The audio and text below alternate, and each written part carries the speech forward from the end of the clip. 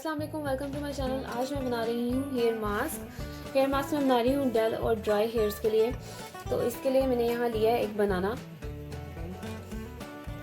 और बनाना इसको हम पील ऑफ करके इसे मैश कर लेंगे। ये जो फ्रीजी हेयर्स होते हैं ये उसके लिए बहुत ही अच्छा है बनाना लें और आप इसे किसी भी ब्लेंडर में ब्लेंड कर लें या चॉपर में, और तो आप उसके साथ बीट कर लें।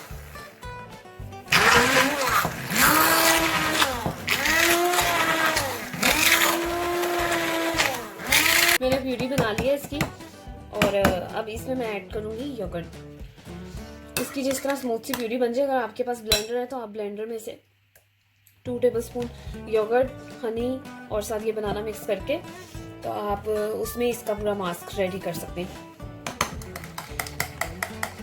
योगर्ट से ना ये जो डल हेयर होते हैं और जो डैमेज हो जाते हैं हेयर, योगर्ट उनके लिए बहुत बेस्ट है।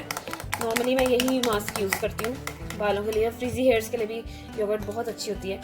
तो मैं इसमें डालूंगी 1 टेबलस्पून हनी। ये देखिए मास्क रेडी हो गया।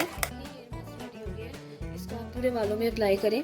उसके बाद आप अपने बालों को टाई करके बालों में शावर कैप पहन लें। 30 to 45 मिनट्स के लिए आपने कवर कर लेना है बालों को।